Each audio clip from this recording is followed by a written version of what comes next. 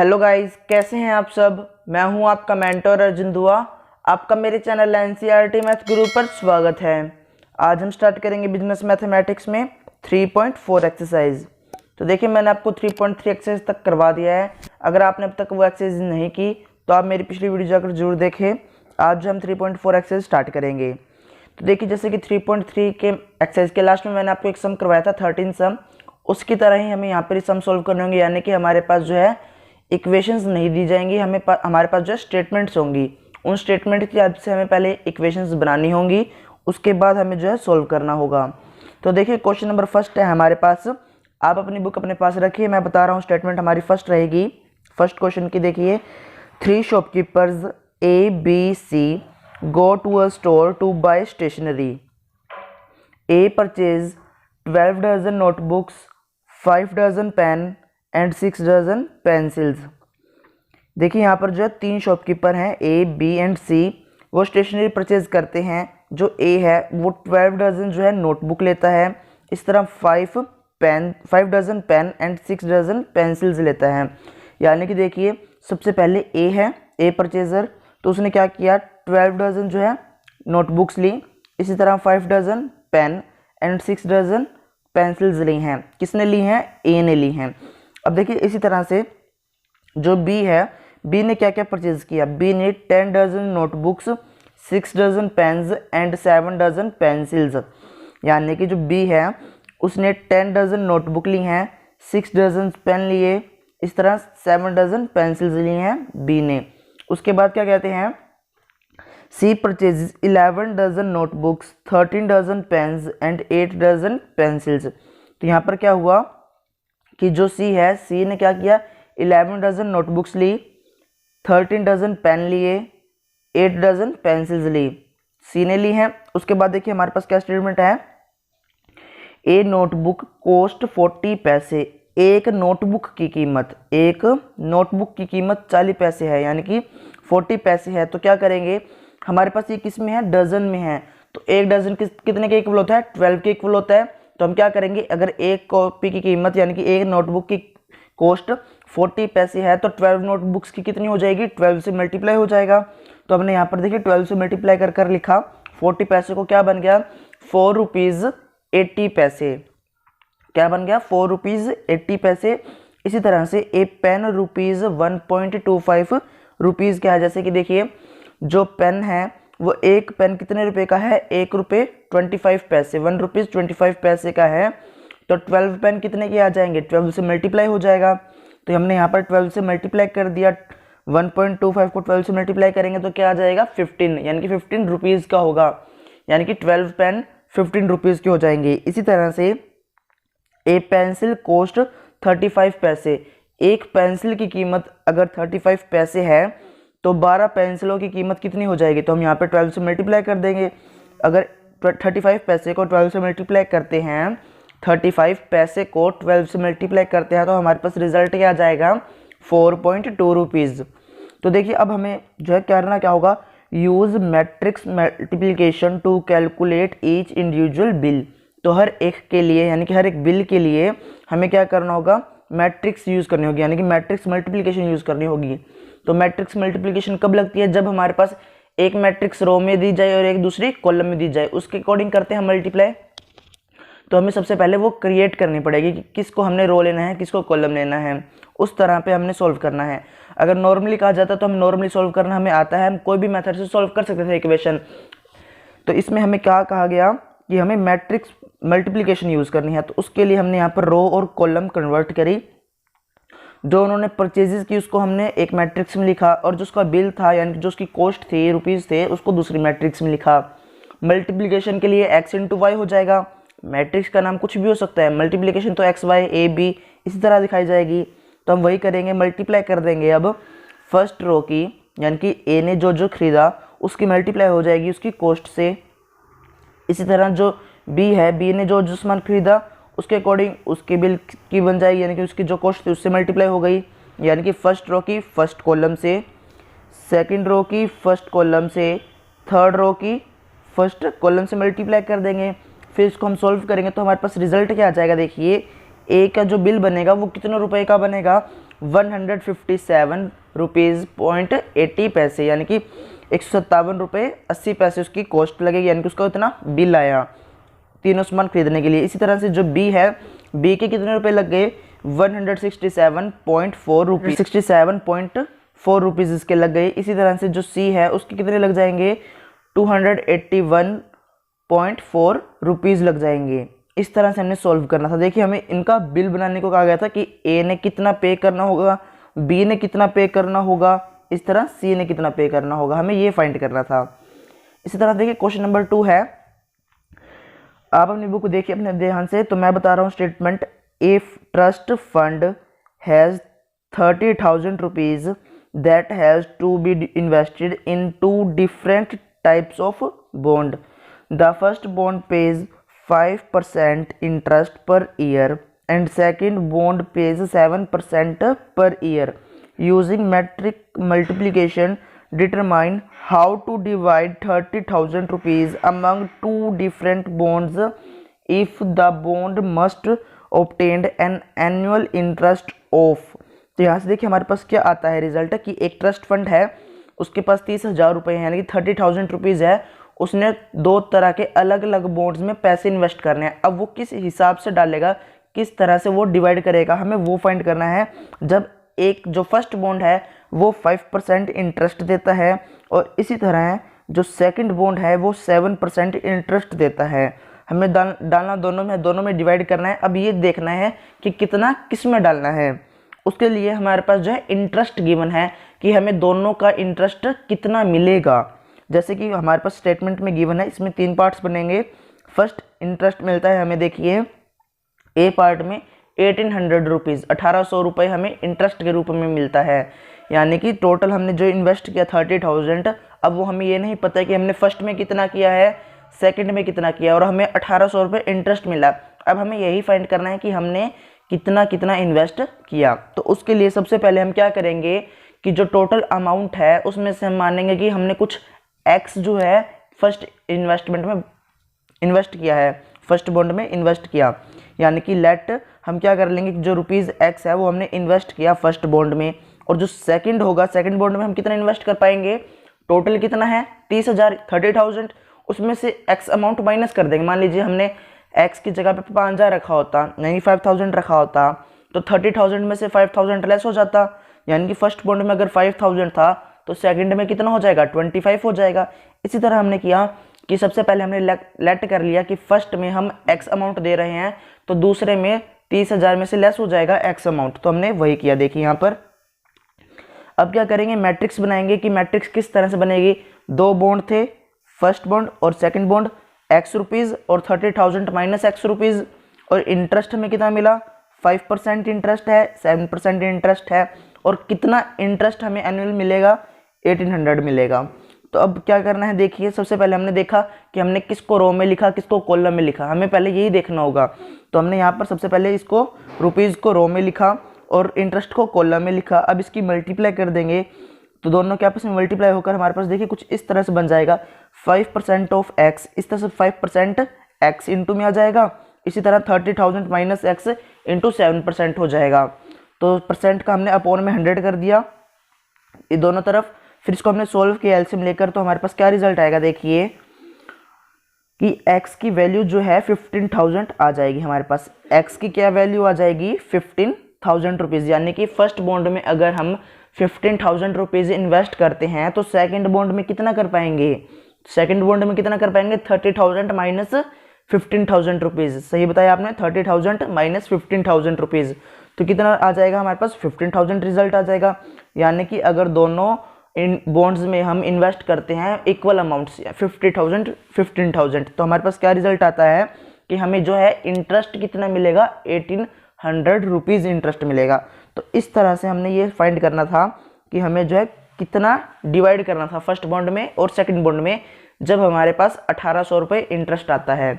इसी तरह से देखिए इसी का सेकंड पार्ट है हमारे पास, उसमें क्या क्या गया है हमारे पास कि हमारे पास स्टेटमेंट सारी वही है। हमें बताया गया है कि अगर इंटरेस्ट 1800 की बजाय हमें 2,000 रुपये यानी कि 2,000 रुपीज़ मिलता तो हम कितना इन्वेस्ट किया होता हमने, तो हम वो फाइंड करेंगे। तो देखिए वहाँ पर 1800 इक्वल में लिखा था, यानी कि हमें 1800 रुपये मिला था। अब हम क्या कर देंगे, हमें 2000 मिला, बाकी सेम आ जाएगा हमारे पास। देखिए x amount 30,000 minus x amount, इसी तरह से। और जो इंटरेस्ट मिला था 5% और 7% वो सेम था। तो इस तरह से हमने फाइंड आउट करना है। देखिए अब क्या होगा, दोनों की मल्टीप्लाई हो जाएगी, रो और कॉलम की। तो देखिए उसी तरह हमने वापस एलसीएम लेके इसको सोल्व करना है। तो एक्स की वैल्यू हमारे पास क्या आ जाएगी, 5,000 रुपीज़ आ जाएगी। तो देखिए अगर हमने फर्स्ट बॉन्ड में 5,000 रुपीज़ जो है इन्वेस्ट किया, अगर फर्स्ट बॉन्ड में 5,000 रुपीज़ हमने इन्वेस्ट किया तो सेकंड बॉन्ड में कितना आ जाएगा, 30,000 में से 5,000 लेस हो जाएगा, यानी कि 25,000 रुपीज़ होगा। यानी कि जब हम फर्स्ट बॉन्ड में अगर 5,000 रुपीज़ जो है हम इन्वेस्ट करते हैं और सेकंड बॉन्ड में 25,000 इन्वेस्ट करते हैं, तो हमें इंटरेस्ट कितना मिलेगा पर एनम, हमें मिलेगा इंटरेस्ट 2,000 रुपीज़ मिलेगा। इसी तरह से देखिए इसी का थर्ड पार्ट है हमारे पास। जैसे कि पहले हमने किया 1800 रुपये इंटरेस्ट लेकर सॉल्व, फिर 2000, अब हमारे पास जो है 1600 रुपये आ गया। यानी कि हमने कितना इन्वेस्ट किया होगा कि हमें 1600 रुपये इंटरेस्ट मिला। फिर वो किस तरह से फाइंड करेंगे, देखिए वही अमाउंट वही परसेंटेज, अब वही तरीके पे हमने सॉल्व करना है। एलसीएम लेकर परसेंटेज का 100 आ जाएगा नीचे, एलसीएम लेंगे तो ऊपर इस तरह से एलसीएम हो जाएगा, 100 इधर आके मल्टीप्लाई हो जाएगा। फिर हम इसको सॉल्व करेंगे तो हमारे पास रिजल्ट क्या आ जाएगा, 25,000 रुपीज़।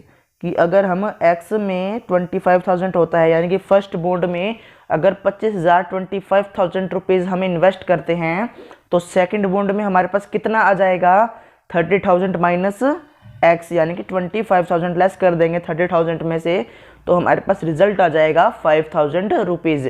यानी कि अगर हम फर्स्ट बॉन्ड में 25,000 इन्वेस्ट करते हैं और सेकंड बॉन्ड में 5,000 इन्वेस्ट करते हैं, फर्स्ट में कितना करना है 25 और सेकंड में कितना करना है 5,000, तो हमारे पास रिजल्ट क्या आएगा कि हमें इंटरेस्ट कितना मिलेगा, वो मिलेगा हमें 1,600 रुपीज़। तो इस तरह से हमने सॉल्यूशन फाइंड करना था इन क्वेश्चंस का। तो देखिए इसी तरह से क्वेश्चन नंबर 3 है हमारे पास, आप अपनी बुक में ध्यान दीजिए। क्वेश्चन नंबर 3 है हमारे पास, ए college wants to award its student for the value of honesty, regularity and hard work with total cash award of 6,000 rupees. तो देखिए यहाँ से पहले क्या पता चला हमें कि जो एक कॉलेज है, कॉलेज में जो अवार्ड दिया जाएगा, प्राइस मनी दी जाएगी स्टूडेंट्स को, किस बेसिस पर दी जाएगी, ऑनेस्टी के बेसिस पर। फर्स्ट हमारा honesty, second regularity, third hard work. इन 3 बेसिस पर हमें जो है क्या दिया जाएगा, कैश दिया जाएगा, कैश प्राइज स्टूडेंट्स को। तो देखिए इसी तरह से आगे हमारे पास गिवन है 3 times the award money for hard work added to that given for honesty amount to 11,000 rupees. तो देखिए यहाँ से हमारे पास अब तक 2 इक्वेशंस बन चुकी हैं।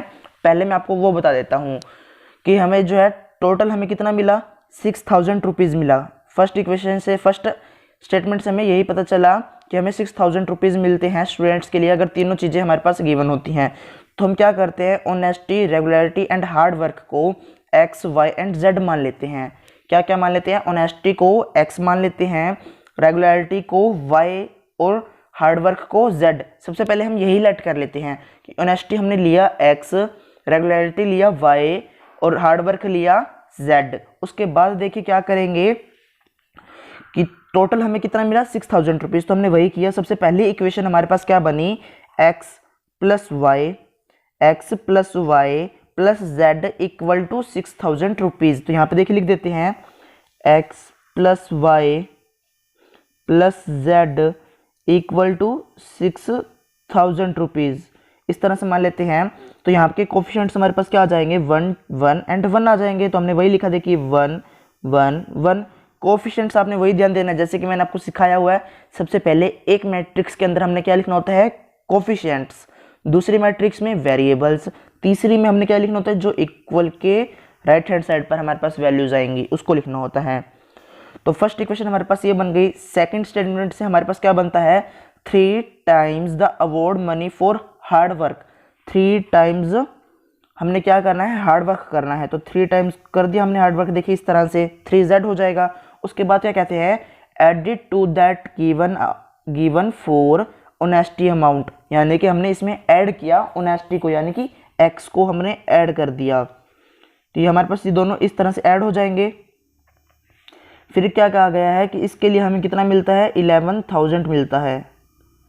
तो यहाँ पे 11,000 हो जाएगा। हमारे पास y की बात यानी कि रेगुलरिटी की बात नहीं की गई, तो उसके लिए हम क्या मान लेंगे कि 0y हो जाएगा हमारे पास, इस तरह से मान लेते हैं हम। तो यहाँ से हमारे पास क्या आ जाएंगे कोफिशिएंट्स, पहले 1 फिर 0 फिर 3 और इक्वल टू किसका होगा, 11,000 के। तो हमने वही किया, देखिए 1 0 3 इक्वल टू 11,000 रुपीज़। पहले 6,000 था, अब 11,000 हो गया। नेक्स्ट देखते हैं यहाँ क्या बताया गया है, the award money given for honesty and hard work together is double the one given for regularity. तो यहाँ से हमारे पास क्या रिजल्ट आया कि जो ऑनेस्टी और हार्ड वर्क है टुगेदर यानी कि उनको प्लस करें। अगर ऑनेस्टी को और हार्ड वर्क z है हमारे पास, उन दोनों को ऐड करते हैं तो वो किसके इक्वल होता है, 2 टाइम्स ऑफ y यानी कि 2 टाइम्स ऑफ रेगुलरिटी। तो इस तरह से हमारे पास ये इक्वेशन बन जाएगी। फिर क्या करेंगे, देखिए हम इसको जो है थोड़ा सा मॉडिफाई करते हैं, तो हमारे पास रिजल्ट क्या आ जाएगा, देखिए x minus 2y plus z equal to 0। हमारे पास जो है इस तरह से ये रिजल्ट आ जाएगा, इक्वल टू 0 हो जाएगा। इस तरह से ये थर्ड इक्वेशन बन गई। फर्स्ट हमारे पास ये इक्वेशन बनी, सेकंड और ये थर्ड, हमारे पास ये 3 इक्वेशन बन गई। तो अब क्या होगा, देखिए इनके कोफिशिएंट्स लेंगे 1 माइनस 2 1, हमारे पास ये कोफिशिएंट्स आ जाएंगे और इक्वल टू 0 हो जाएगा। और जो वेरिएबल्स हमने लेट किए थे, ऑनेस्टी को क्या लिया था, रेगुलरिटी को क्या लिया था, हार्डवर्क को क्या लिया था, उसको हम वेरिएबल्स बोलेंगे x y z। हम कुछ भी ले सकते हैं, वो तो हम पे डिपेंड है कि हम इसको क्या लेट कर चलते हैं। तो हमारे पास ये वेरिएबल्स आ जाएंगे। तो उसके बाद क्या होगा, देखिए अब हमें जो है क्या सॉल्व करना है, आगे देखते हैं। रिप्रेजेंट द अबव सिचुएशन, आप अपनी बुक में देखिए, represent the above situation algebraically and find the award money for each value using matrix method. तो मैट्रिक्स मेथड की हेल्प से हमें सॉल्व करना है। तो हमने जैसे कि ये 3 इक्वेशन बनाई, फिर हमें पता चलेगा कि हमने मैट्रिक्स मेथड से सॉल्व करना है या फिर कोई और मेथड से। मैट्रिक्स मेथड से कहा जाएगा तो हम ये वाली चीज़ करेंगे, यानी कि कोफिशिएंट्स को, वेरिएबल्स को और इक्वल के राइट हैंड साइड पर जो वैल्यूज़ दी गई थी उनको लेंगे। अगर हमारे पास सिंपल कहा जाता है कि सॉल्व करना है, तो हम कोई भी मेथड से सॉल्व कर सकते थे जो भी हमें सिखाया गया है, तो उसके मेथड से हम सॉल्व करते। तो अब हमें क्या कहा गया है कि हमें मैट्रिक्स मेथड से सॉल्व करना है। तो देखिए किस तरह से हो जाएगा। सबसे पहले जो हमने कोफिशिएंट्स लिखे हैं उनको एक मैट्रिक्स में जो लिखा हमने ए मैट्रिक्स, उसको सॉल्व करेंगे। तो डिटर्मिनेंट हमें फाइंड करना होगा। सबसे पहले इक्वेशंस को सॉल्व करने के लिए हमें डिटर्मिनेंट पता होना चाहिए, उसके बाद एडजॉइंट्स ए इनवर्स, और फिर हम जो करते हैं x equal to A inverse into B, हमें वो फाइंड करना होगा। तो देखिए सबसे पहले ए मैट्रिक्स की हेल्प से हमने डिटर्मिनेंट फाइंड किया। डिटर्मिनेंट की वैल्यू हमारे पास क्या आ गई, 0 जो है इक्वल नहीं आएगी। क्या वैल्यू आएगी, 6 वैल्यू आएगी। 0 के इक्वल नहीं होगी तो वैल्यू क्या हो गई, प्लस या माइनस में आ सकती है, यानी कि वैल्यू हो गई नॉन सिंगुलर। मैट्रिक्स में कह सकते हैं कि हम इसकी ये नॉन सिंगुलर है। तो इससे के बाद हम क्या करेंगे, कोफैक्टर्स फाइंड करेंगे, तभी ए इनवर्स एग्जिस्ट करेगा। अगर 0 के इक्वल आ जाती तो को जो है हमारा ए इनवर्स एग्जिस्ट नहीं करता।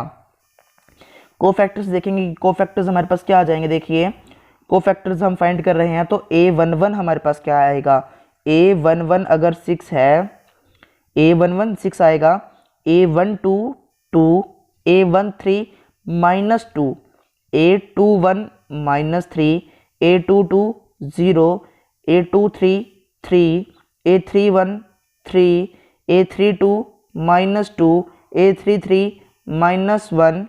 इस तरह से हमने ये कोफैक्टर्स फाइंड करने हैं। मैंने आपको सिखाया हुआ है, आपने वही तरीका आपने यूज़ करना है। कोफैक्टर्स हमारे पास आ जाएंगे। उसके बाद क्या करना होगा, हमें एडजॉइंट्स फाइंड करने होंगे। तो एडजॉइंट्स कब करते हैं, जब हमने इनके कोफैक्टर्स फाइंड कर लिए, उसके बाद उसका ट्रांसपोज करते हैं। क्या करते हैं, ट्रांसपोज करते हैं। और ट्रांसपोज कब करने की जरूरत होगी, जब हम इसको रो में लिखेंगे। अगर लिखा हमने कॉलम में तो ट्रांसपोज करने की जरूरत नहीं होगी। तो देखिए वैसे ही लिखा मैंने, 6 -3 3, 2 0 -2 -2 3 -1। तो इस तरह से हमने इसके एडजॉइंट्स भी फाइंड कर लिए। ए इनवर्स अब हमने फाइंड करना है।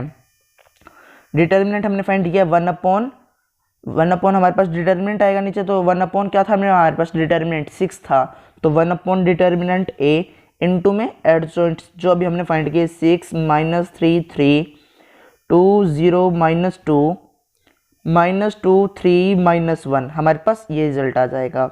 अब इक्वेशन हमारे पास किस फॉर्म में होती है, A x equal to B की फॉर्म में, यानी कि a into x equal to B होता है। तो हमने क्या किया, एक तरह से कह सकते हैं कि a को इक्वल के दूसरी तरफ लेकर आए तो वो a इनवर्स बन गया। तो हमने वही देखिए x equal to a inverse b हो जाएगा, और ये हमें पता है कि किस तरह से a इनवर्स होगा। पहले मल्टीप्लाई करेंगे a इनवर्स के दोनों तरफ प्री मैट्रिक्स के अकॉर्डिंग, फिर हमारे पास a इनवर्स और a, देखिए मैं बताता हूँ, a inverse into a into x equal to a inverse b, हमारे पास ये होगा। इसका रिजल्ट हमें पता है क्या होता है, i होगा, और ये एज इट इज़ x और a इनवर्स b हो जाएगा। और आइडेंटिटी मैट्रिक्स की खासियत भी मैंने आपको बताई हुई है, क्या होगी, अगर कोई भी मैट्रिक्स के साथ आइडेंटिटी मैट्रिक्स यानी कि यूनिट मैट्रिक्स के मल्टीप्लाई करते हैं तो रिजल्ट हमारे पास वापस x ही आएगा, यानी कि जो हम मल्टीप्लाई कर रहे होते हैं वही रिजल्ट हमारे पास आ जाएगा, यानी कि x हो जाएगा। तो x equal to a inverse b हो जाएगा। a इनवर्स हमने फाइंड कर लिया, b जो हमने मैट्रिक्स जो बनाई थी तब हमें पता चल गया था b मैट्रिक्स हमारे पास क्या थी, इक्वल के राइट हैंड साइड पर जो वैल्यूज थी वो हमारे पास b मैट्रिक्स थी। अब वही आपने मल्टीप्लाई करना है फर्स्ट रो को फर्स्ट कॉलम से, सेकेंड रो को फर्स्ट कॉलम से, थर्ड रो को फर्स्ट कॉलम से, यहाँ पर आप मल्टीप्लाई करेंगे, फिर आप इसको सॉल्व करें तो आपके पास क्या रिजल्ट आएगा कि x जो अमाउंट है, x जो अमाउंट यानी कि ऑनेस्टी के लिए जो हमने अमाउंट ली वो कितनी ली होगी 500 रुपीज़, रेगुलरिटी यानी कि y के लिए हमने 2000 रुपीज़, और हार्ड वर्क के लिए 3500 रुपीज़ लिया होगा। तो इस तरह से हमारे पास ये आ जाएगा। फिर हम लिख सकते हैं कि जो x था वो क्या था, तो हम यहाँ पर लिखेंगे ऑनेस्टी जो है हमारे पास क्या आ जाएगी, ऑनेस्टी हमने लेट की है होगी x को तो वो 500 आ जाएगी। इसी तरह जो y था वो रेगुलरिटी थी तो हमारे पास वो क्या आ जाएगा 2000 रुपीज़ आ जाएगा। उसी तरह से जो z यानी कि जो हार्ड वर्क था उससे हमारे पास क्या रिजल्ट आ जाएगा, उसका रिजल्ट आ जाएगा 3500 रुपीज़, तो हमारे पास ये रिजल्ट आ जाएगा। तो देखिए इस तरह से हमने इनको सॉल्व करना था। तो क्वेश्चन नंबर 4 है हमारे पास, देखिए अब अपनी बुक में देखिए, 2 factories decided to award their employees for 3 values of A workmanship, B honesty and C punctuality at the rates of X rupees, Y rupees and Z rupees per person respectively।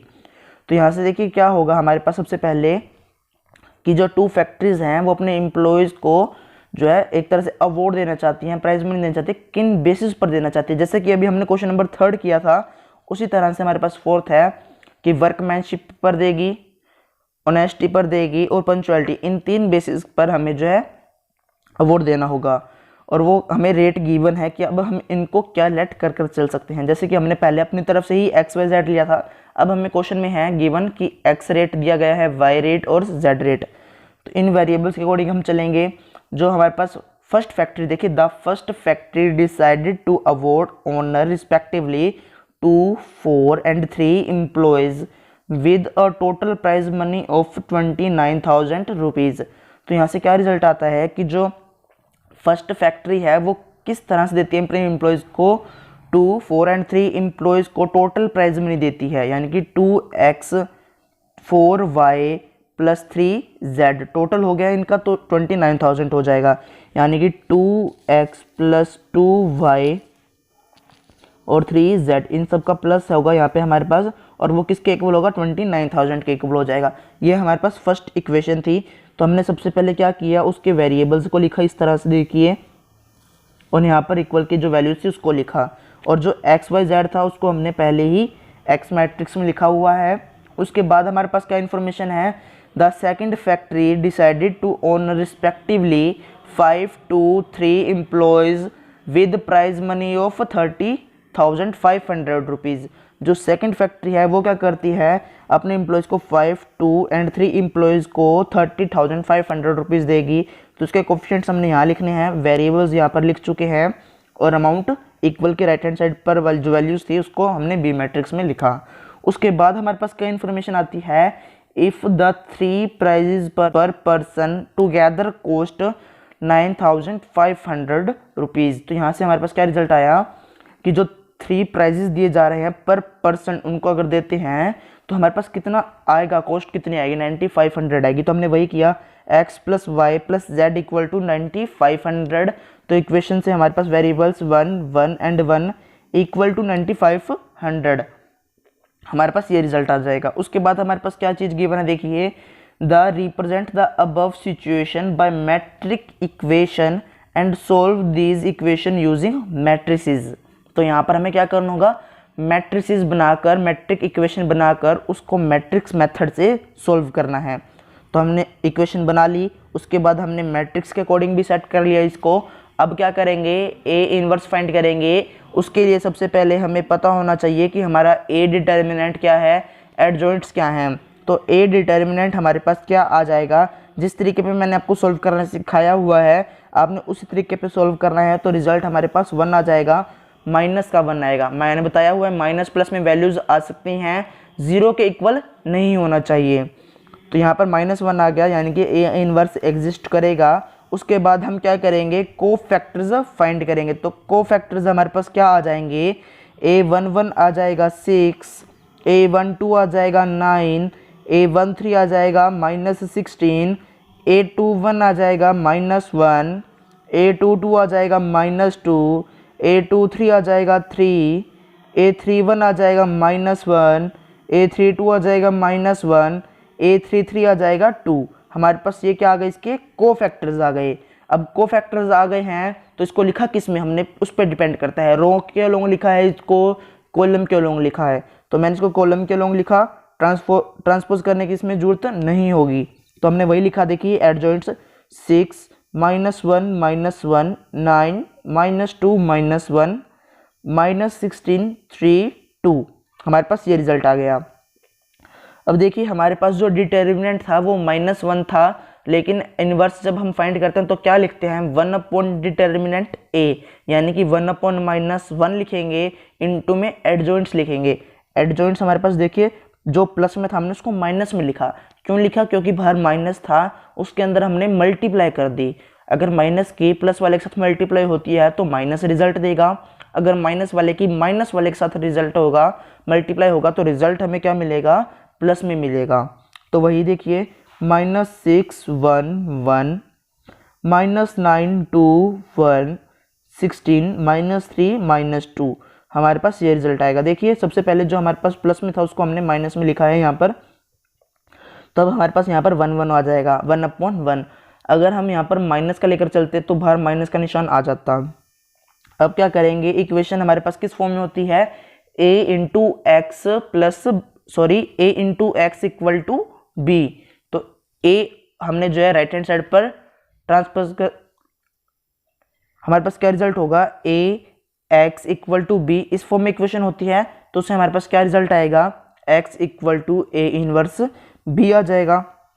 अब हम क्या करेंगे, a inverse हमने find किया हुआ था, b matrix हमारे पास थी तो उसकी मल्टीप्लाई हो जाएगी, फर्स्ट रो की फर्स्ट कॉलम से, सेकंड रो की फर्स्ट कॉलम से, थर्ड रो की फर्स्ट कॉलम से, यहाँ पर मल्टीप्लाई हो जाएगी। फिर उसको हम सोल्व करेंगे तो हमारे पास क्या रिजल्ट आ जाएगा, x की वैल्यू आ जाएगी 2500 रुपीज़, यानी कि x की वैल्यू 2500, यानी कि वर्कमैनशिप के लिए हमने 2500 यानी कि 2500 हमने खर्च किए होंगे। इसी तरह से जो y है, y यानी कि ऑनेस्टी के लिए हमने 3000 रुपीज़ खर्च किए होंगे।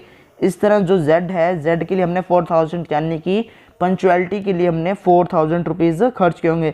तो देखिए इन तीनों का सम किसके इक्वल आएगा, जो हमारे पास टोटल अमाउंट गिवन थी, यानी कि टोटल कॉस्ट कितनी थी, 9500 रुपीज़। तो इनका देखिए टोटल भी उतना ही आएगा, 9500 रुपीज़। इसी तरह से क्वेश्चन नंबर 5 है, देखिए हमारे पास 5 देखिए, ABC has 480 rupees, 760 rupees, 710 rupees respectively. यहाँ से क्या रिजल्ट आया कि जो 3 पर्सन्स कह सकते हैं A, B and C, 3 persons हैं, उनके पास कितना अमाउंट है। A के पास 480 है, B के पास 760 और C के पास 710 रुपीज़ हैं। इससे रिजल्ट क्या आता है, देखिए, they utilise the amount to purchase 3 type of shares of x price, y price and z price. तो यहाँ से क्या रिजल्ट आया, जो इन्होंने अपना जो अमाउंट था इनके पास, उन्होंने उसको यूटिलाइज किया, क्या परचेज करने में किया, 3 टाइप के शेयर खरीदे हैं उन्होंने। फर्स्ट जो है वो एक्स रुपीज़ का है, जो सेकंड शेयर है वो वाई रुपीज़ का है, और जो थर्ड शेयर है वो जेड रुपीज़ का है। तो हमें यहाँ से क्या पता चला कि वन जो शेयर है यानी कि first type of share is equal to x price. हमें अमाउंट नहीं पता, तो एक्स प्राइज, वाई और जेड ये प्राइजेस गिवन है हमारे पास। और आगे क्या कहा जाता है कि अगर ए जो है, A purchases 2 shares of price x, A ने जो परचेज किया 2 शेयर्स परचेज किए ऑफ एक्स प्राइस के, यानी कि मान लीजिए फर्स्ट शेयर हमारे पास एक्स प्राइस का था, तो ए ने एक्स प्राइस वाले शेयर 2 खरीदे हैं, एक्स प्राइस वाले शेयर 2 खरीदे हैं, तो 2x हमारे पास फर्स्ट इक्वेशन क्या आएगी, देखिए 2x।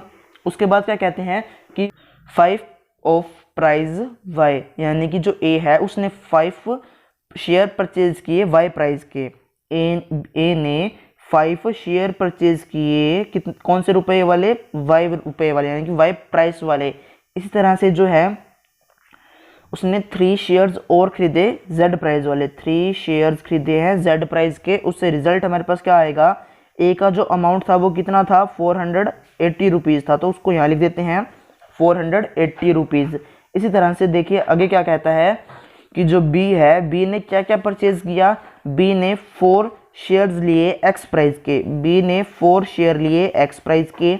इसी तरह से उसने क्या किया, वाई के कितने शेयर परचेज किए, वाई के कितने शेयर परचेज किए हैं, वाई के परचेज किए उसने 3, एक्स के 4 किए हैं, वाई के अगर 3 करता है तो जेड के उसने कितने किए हैं, देखिए जेड के उसने 6 किए हैं। हमें क्वेश्चन में गिवन है उसने ये 6 किए हैं, और उसके पास थे कितने रुपए, 760 रुपीज़ थे, तो उसको यहाँ लिख देते हैं।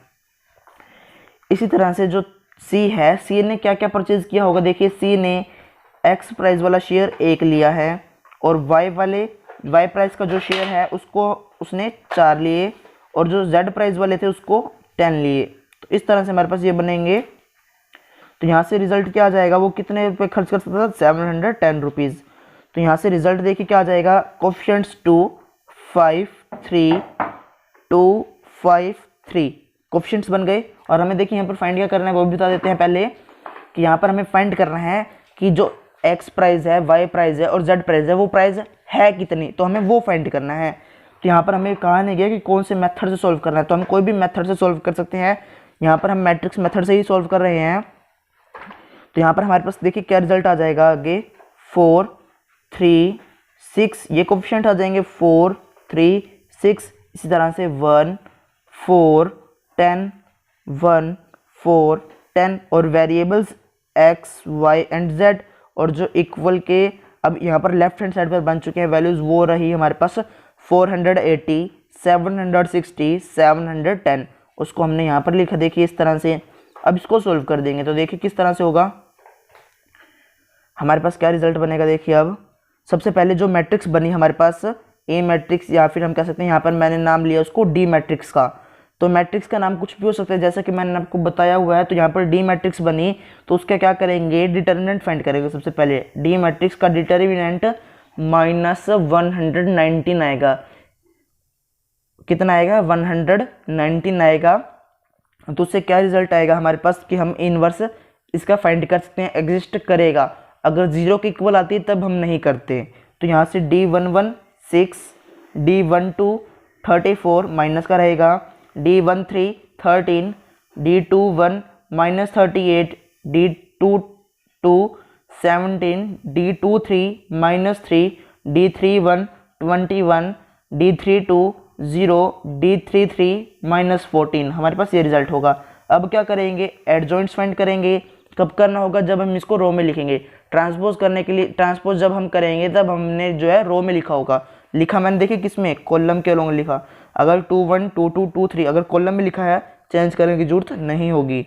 तो रिजल्ट 6 -38 21 34 माइनस का है 17 0 13 -3 -14, हमारे पास ये रिजल्ट आ जाएगा। अब क्या करेंगे, इन्वर्स एग्जिस्ट कर रहा है तो इन्वर्स भी बता देते हैं कि क्या होगा। डी इनवर्स 1/119 माइनस का था, माइनस के अंदर मल्टीप्लाई कर दी तो हमारे पास जो प्लस का था वो माइनस का बन जाएगा। -6 38 -21 34 -17 0 -13 3 14, हमारे पास ये रिजल्ट आ जाएगा। अब क्या करेंगे, हमारे पास किस फॉर्म में इक्वेशन थी, देखिए d इंटू में e इक्वल टू एफ, हमारे पास ये था d इंटू में e इक्वल टू एफ, हमारे पास ये था, कह सकते हैं जो d था हमने उसको a लिया हुआ है, यहाँ पर e x की जगह पर और f b की जगह पर है। तो इससे देखिए हमारे पास क्या रिजल्ट आता है, x equal to a inverse b, तो यहाँ से क्या रिजल्ट आ जाएगा, e equal to D inverse f, तो हमने वही फाइंड किया, देखिए d इनवर्स f, तो d इनवर्स हमने फाइंड किया हुआ है, f हमारे पास गिवन है। अब क्या करेंगे, फर्स्ट रो की फर्स्ट कॉलम से मल्टीप्लाई, सेकंड रो की फर्स्ट कॉलम से, थर्ड रो की फर्स्ट कॉलम से यहाँ पर मल्टीप्लाई हो जाएगी, फिर इसको हम सोल्व करेंगे तो रिजल्ट हमारे पास क्या बनेगा, x की वैल्यू क्या आ जाएगी, देखिए x की वैल्यू आ जाएगी हमारे पास, x अमाउंट जो होगा वो कितना होगा, 11,090 रुपीज़ अपॉन में 119 रुपीज़। देखिए इसको हमने डिवाइड में लिखना है, x क्या होगा 11,090 अपॉन 119, इसी तरह से जो y होगा वो कितना होगा 3,400 अपॉन 119, इस तरह से z क्या होगा 5,980 अपॉन 119 हमारे पास रिजल्ट होगा। तो इस तरह से जो हमने इनको सोल्व करना होता है। तो देखिए आज जो हम इसके 5th क्वेश्चन तक ही करेंगे, बाकी के जो 6 to 10 सम्स होंगे वो अगली वीडियो में करेंगे। अगर आपको वीडियो अच्छी लगे तो वीडियो को लाइक कर दीजिए, दोस्तों को शेयर कर दीजिए। अगर आप हमारे चैनल पर नए हैं तो चैनल को सब्सक्राइब कर दीजिए, बेल आइकन को प्रेस करना मत भूलना ताकि आपको बिजनेस मैथमेटिक्स से रिलेटेड नए नए वीडियोज़ की नोटिफिकेशन सबसे पहले मिल जाएँ।